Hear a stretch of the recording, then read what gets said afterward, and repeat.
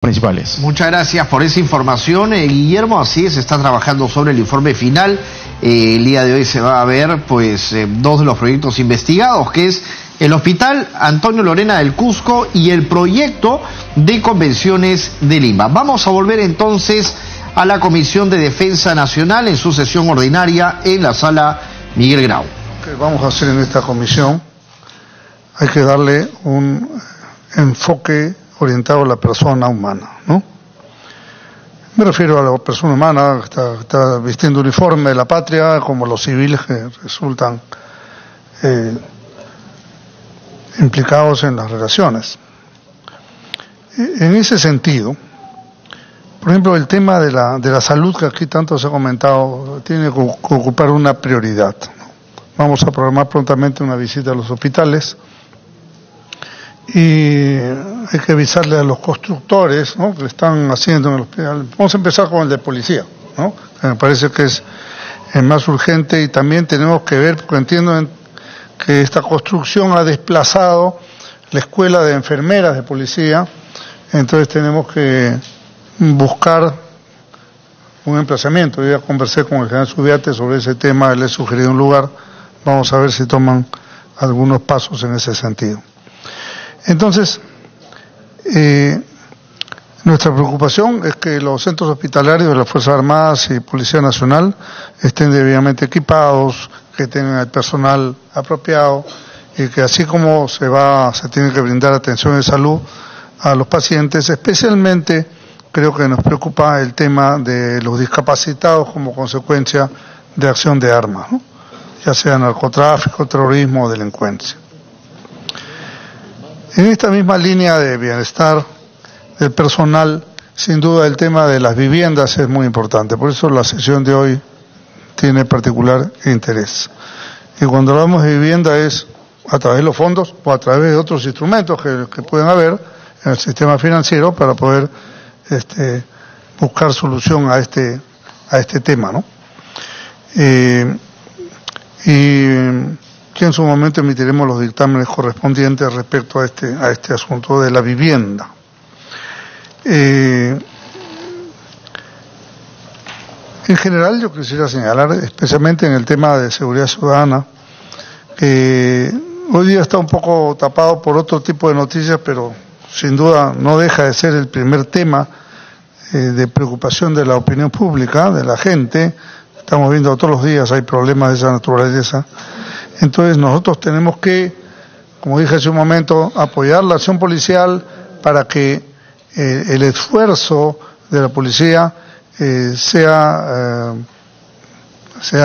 reforzado, sea impulsado, sea reimpulsado, por ejemplo, por el Congreso, y en especial por nuestra comisión, que es la que tiene bajo su responsabilidad esta misión, este cambio de actitud, por llamarlo de alguna manera.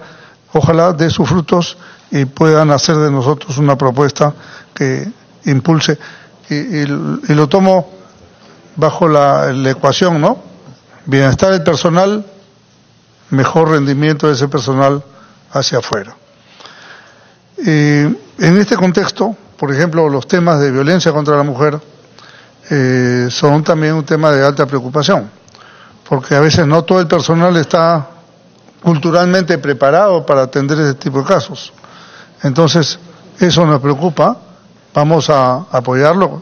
La policía tiene una buena dotación de personal femenino que creo que debe dedicarse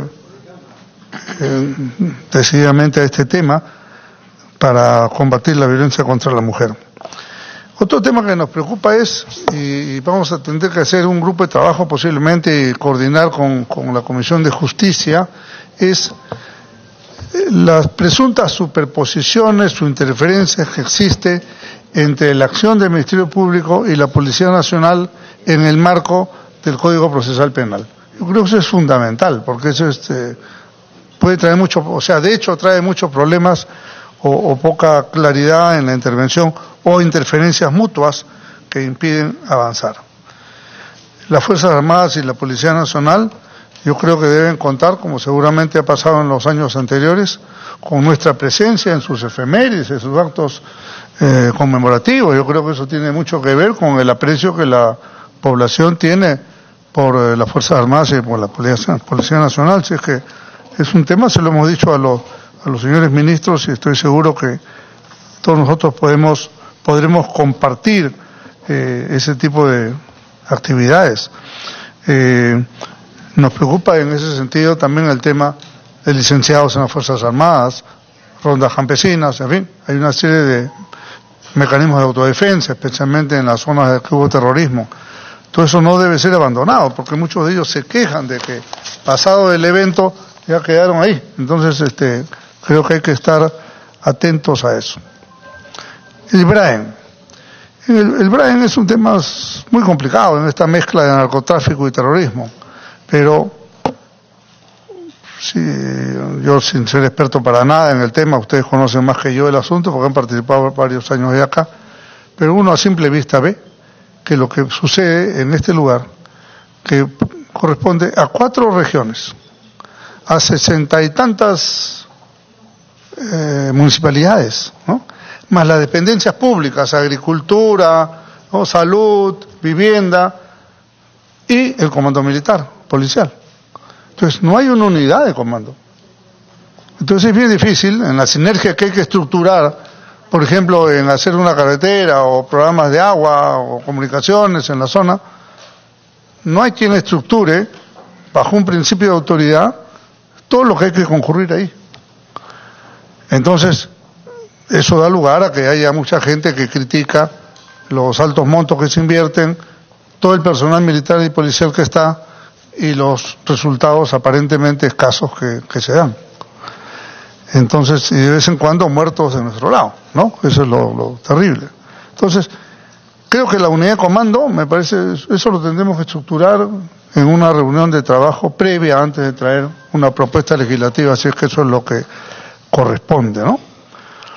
Eso pasa también por darle más recursos económicos, no solamente a esa parte operativa, sino en general a las Fuerzas Armadas y Policía Nacional. Creo que tenemos que estar muy atentos a la ley de presupuesto cuando venga y mejorar su capacidad operacional. En el tema drogas, que está íntimamente vinculado a esto, yo creo que debemos revisar un poco, por ejemplo, la gestión de la SUNAT. La SUNAT es la que presuntamente hace la labor de control de los precursores, ¿no?, de los insumos. ¿Se está haciendo con eficiencia? Esa es la gran pregunta, yo no lo sé, pero eso es un tema a responder. Y se le dio a la SUNAT, que no es la entidad especializada, por cierto, antes lo tenía Produce, y creo que sería bueno evaluar para ver qué medidas tomar, pero sin insumos, o si cortáramos la ruta del insumo, yo sé que no es fácil, pero tendríamos un tema, así como cortar la ruta de los combustibles a La Pampa, ¿no?, en Madre de Dios. Ahí es más factible cortar porque hay una sola ruta, una sola vía que llega, no llegan 10 vías, llega una vía. Entonces, y seguramente eso da lugar a corrupción y toda la cosa que pasa, ¿no? Entonces, hay un tema a tratar. Sí, congresista, una interrupción me pide. Gracias, presidente. La señora Alcorta. Efectivamente, como usted lo ha dicho, al comienzo del gobierno 2007-2008 lo tenía Produce. Pero el tema es fácil, es bien easy, fácil. ¿Qué significa? Todos los productos químicos que entran, ácido acético, ácido sulfúrico, hiposulfito de sodio, tetracloruro de carbono, todos esos elementos químicos que entran para la droga, entran por el puerto. Y al entrar, se internalizan en el país, se internalizan. Alguien paga por todos esos insumos químicos y hay una factura de por medio. Ese alguien debe ser seguido por la SUNAT, porque ese alguien le vende después a terceros, donde tiene que seguir con las facturas, para saber, porque todos los insumos químicos no hay forma que vayan a hablar. Hay empresas que tienen teñidos químicos, de todo, no hay forma. O sea, no es tan complicado. La SUNAT tiene que hacer su chamba, porque eso es fácil seguir. Desde el primero que recibe es 1 o 2, ahí sale el seguimiento. Y con respecto a la gasolina, el querosene, eso sale de Talara. Es como la culebra de Puno, la culebra sale con los camiones por toda la carretera. Entonces, nadie gasta pues tanta gasolina, querosene para hacer insumos. Alguien pasa de los tipos de la calle. También es fácil. ¿Quién compra todos esos líquidos en Talara? Alguien los paga.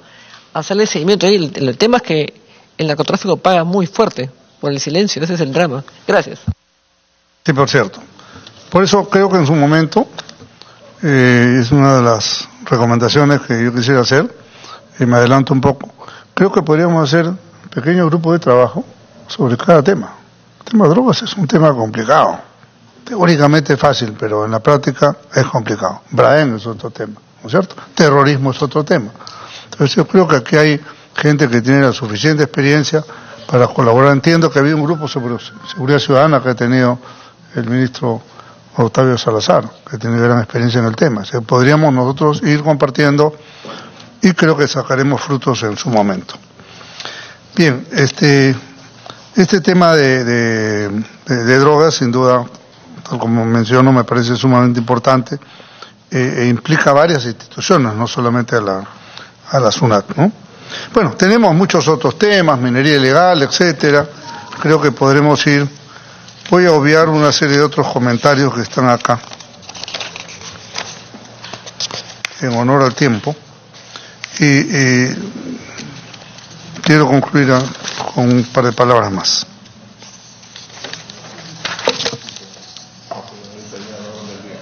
La necesidad de hacer las reuniones de orden temático me parece que son vitales conforme lo sugerí al principio. Todos los que tengan interés en el tema, programaremos reuniones de trabajo en los lugares que sea pertinente, que no tiene que ser necesariamente en el Congreso, para poder coordinar, concretar ideas y plasmarlas en proyectos que los podríamos presentar también corporativamente, porque esa es la idea. No se trata de que alguien se lleve las cosas, sino que podamos compartir. Y segundo, los grupos de trabajo específicos, ¿no? Como ya lo he mencionado. Creo que seguridad ciudadana, quizás del debate podamos sacar unas mejores ideas, pero podemos empezar ratificando eso de seguridad ciudadana y creando uno o dos grupos más, ¿no? El tema drogas y el tema terrorismo, por ejemplo, son dos temas muy exigentes que requieren que nuestra comisión esté con un grupo especializado corto, ¿no? Evaluando este tema permanentemente. Muy bien, yo ahí paro en lo que se refiere a mi informe en el primer punto. Si desean algunos comentarios, señores congresistas, ahorita vamos a pasar. Antes de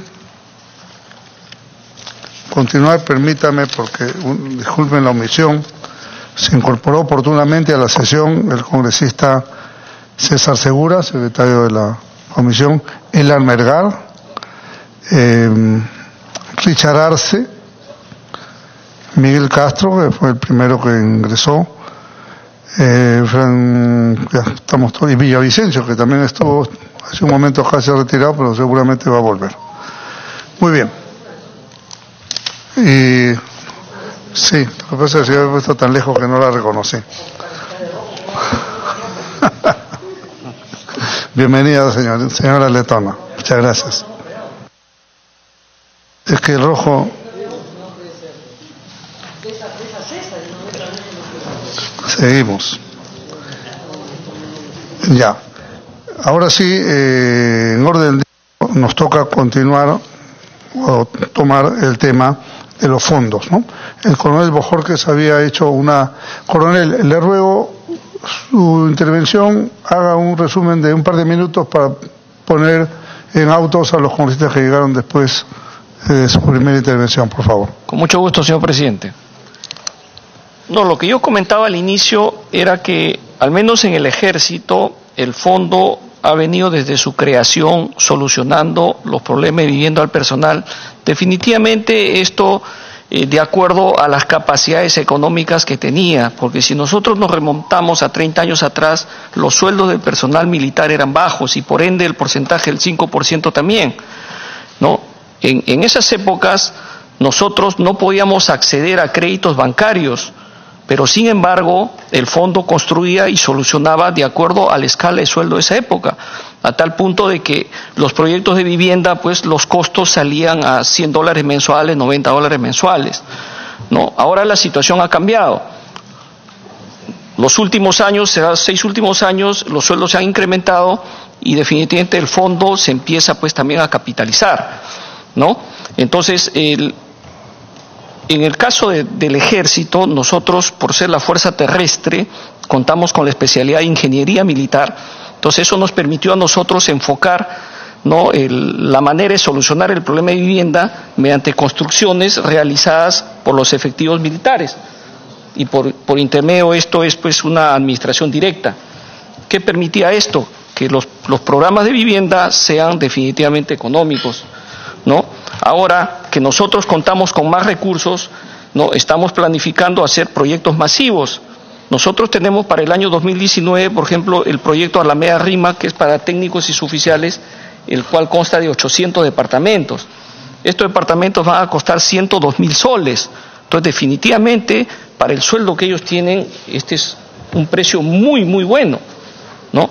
Para oficiales tenemos previsto en los 2 próximos años la construcción de 1.400 viviendas en el distrito de Pueblo Libre, ¿no? Entonces, pero esto, ¿por qué se debe? Porque justamente los sueldos se han mejorado, el fondo se ha capitalizado, ¿no? Y tenemos más ingresos para solucionar los problemas. Ahora, antes...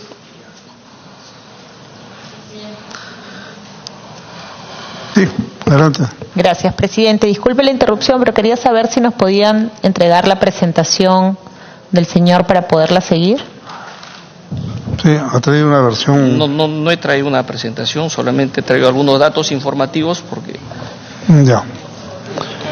Sí, con Rita Letona.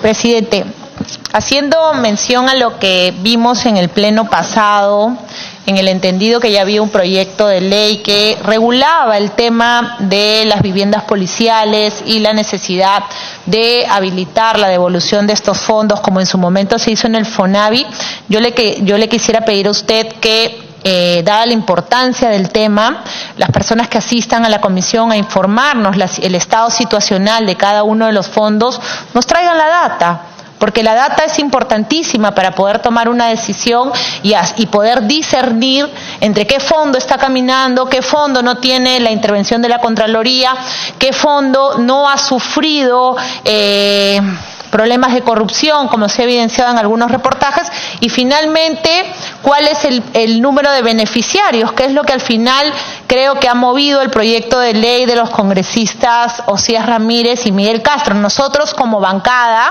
como Fuerza Popular, quisiéramos tener clarísima esa data para poder corregir o en su defecto presentar de una vez la aprobación de los proyectos de ley. Creo que es un mínimo de consideración para los señores congresistas contar con esta data al momento de poder tomar una decisión. Gracias, presidente. Muy bien, tiene usted razón. ¿Han traído el informe los señores? En el más breve tiempo, por intermedio de su presidencia, le haremos llegar toda la data estadística de lo que es el Fondo de Vivienda del Ejército. Ya, lo que vamos a tener que hacer posiblemente en la siguiente sesión continuar, porque la data también requiere preguntas y repreguntas, ¿no? Entonces, ¿pero ahora han traído la información o no? No. La Marina tiene. Ya. ¿Y tiene copias de eso para repartir? Ya. Ok.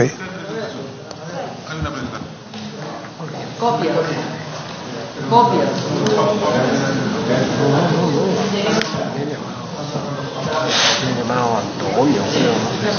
Señor Ramírez.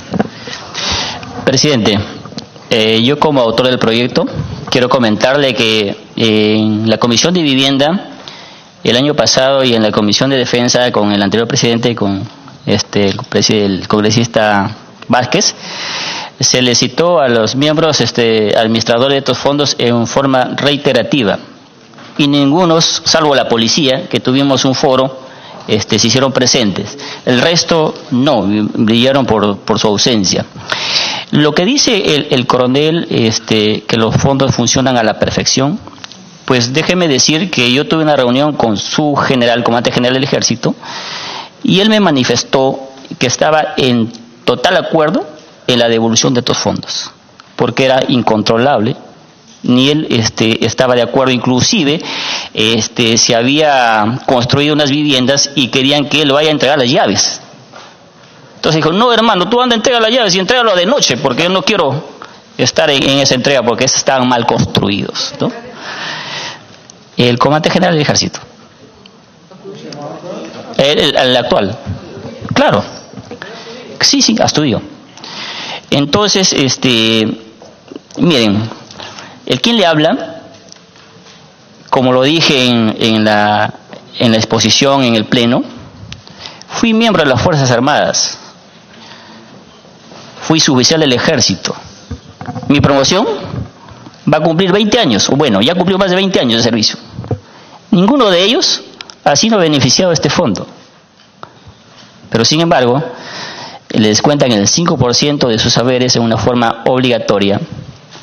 Y al final, cuando ellos se van a jubilar, no tienen ni la casa ni la devolución de sus fondos. Les pregunto a ustedes, señores congresistas, ¿eso es justo? ¿Podemos apoyar algo así?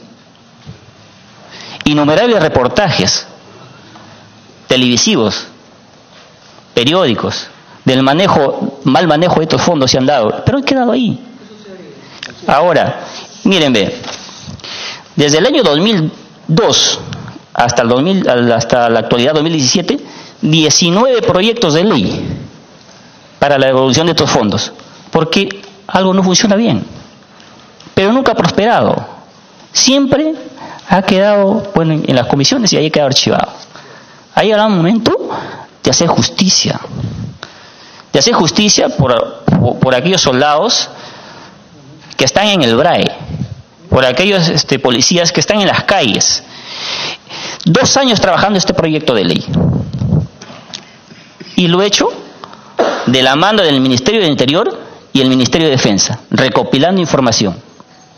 La Contraloría también ha intervenido en los 3 fondos y también tenemos información de ellos que fue remitido en su momento al presidente de esta comisión de la legislatura pasada, a Velázquez. Entonces yo lo que quiero pedir a todos ustedes, por favor, y la verdad yo siento una presión enorme, porque después de muchos años se está haciendo justicia, y ustedes no saben la cantidad de llamadas y visitas que tengo a mi despacho, para que por favor impulse este proyecto.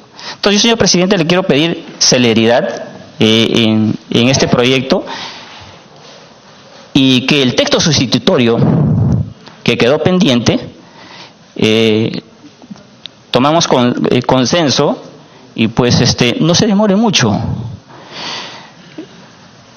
Todos los datos, después de que ellos exponen, de repente en algún momento, si ustedes gustan, me vuelven a invitar a mí, yo tengo toda una exposición que lo vengo dando en las comisiones o en cada exposición que yo tenga, de cómo se el manejo de estos fondos, para volverlas a hacer. Sí, me pide una interrupción el congresista Castro. ¿Cómo no? Gracias, congresista. Presidente, yo creo que con el ánimo de que esto sea una cuestión discutible, teniendo como base y referencia información de ambas partes, ¿no? Finalmente, el congresista Cíes tiene información y, como usted bien mencionó, podría hacer repreguntas y preguntas respecto a la información con una presentación con mayor información. Yo le pediría respetuosamente si se suspende y que nos traigan la información el día lunes y un tema bien preparado y bien sustentado, podríamos abrir el debate y que finalmente podría usted rápidamente llegar a determinar un dictamen. Y creo que es lo más lógico. Si no trae una presentación, sacar copias ahorita para entregarnos copias de presentación. Yo creo que no se ve bien, ¿no, presidente? Gracias, presidente. La congresista, ¿me pidió una intervención, congresista? El señor Tubino, termina el congresista Ramírez. Bueno, yo termino reiterando, por favor, la celeridad en este dictamen sustitutorio y decirle al personal de las Fuerzas Armadas que ha llegado a hacer justicia, ha llegado el momento de hacer justicia y a quien les representa vamos a luchar para que esto sea realidad. Muchas gracias, señor presidente. Bueno, celeridad le estamos poniendo, al punto que es el primer tema que tratamos en la primera sesión de la comisión. O sea que no, en ese sentido está usted servido. Congresista Tubino, por favor. Sí, muchas gracias, señor presidente. Yo lo que quiero afirmar acá es que efectivamente acá tenemos 3 fondos en las Fuerzas Armadas y un fondo en la Policía. Y lo que ha pedido la congresista Úrsula Letona me parece lo correcto. O sea, en el sentido de que tenemos que analizar cuál es la situación de los fondos y en qué forma vienen cumpliendo con el personal o no.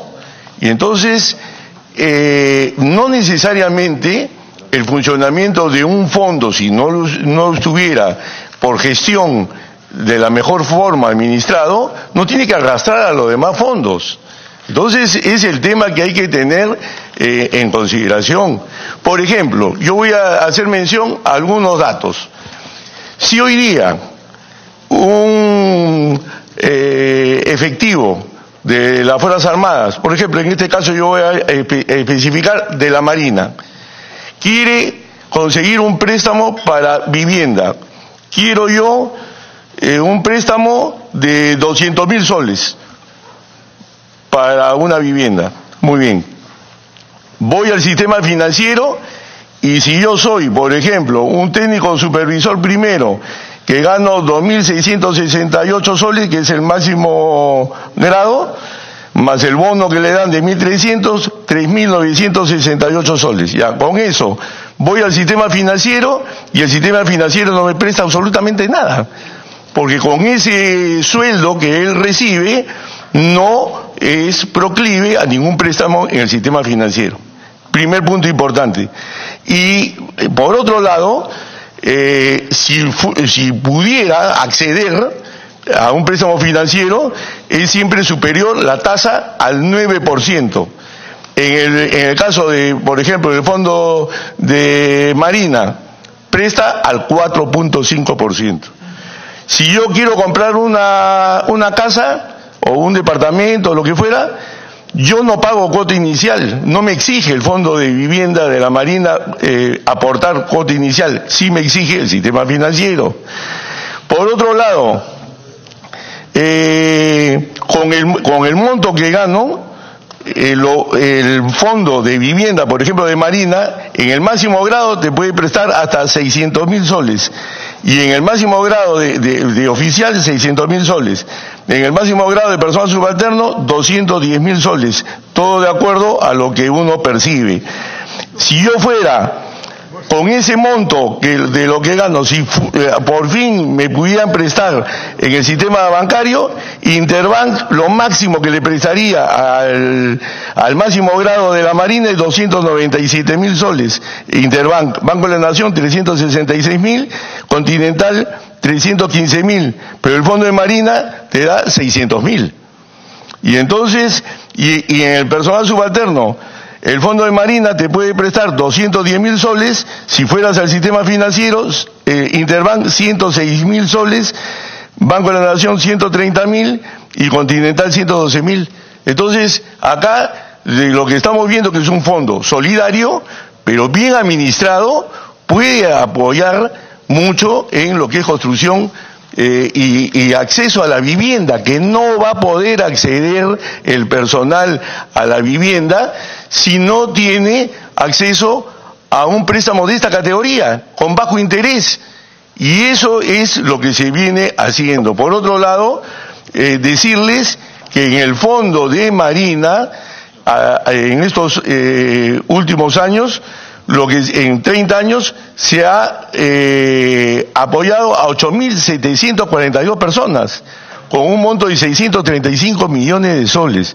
Entonces, si el día de mañana uno dijera que también recojo yo el tema humano, ok, yo estoy en un fondo solidario, pero en ese fondo solidario, si a mí, yo me he pasado mis años de servicio en activo y me han descontado y al final no he accedido al préstamo, yo puedo seguir aportando en el retiro y luego de todas maneras voy a acceder al fondo.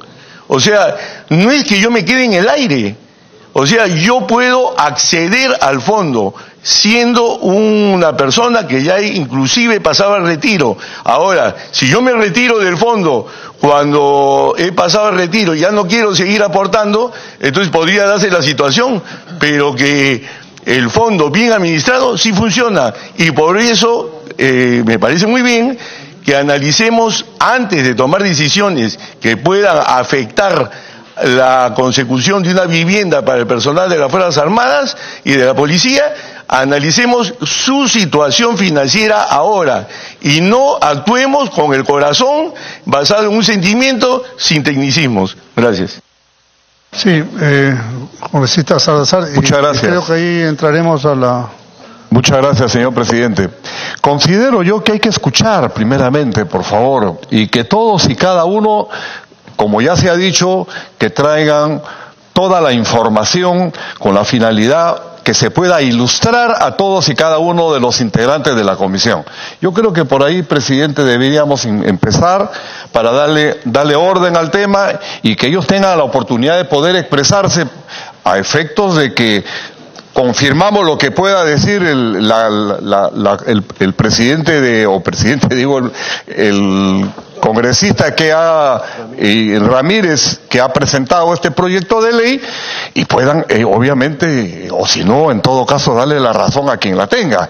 Pero creo que se hace necesario de que se exponga a efectos de poder contrastar lo que indica el señor congresista y obviamente lo que indican los fondos.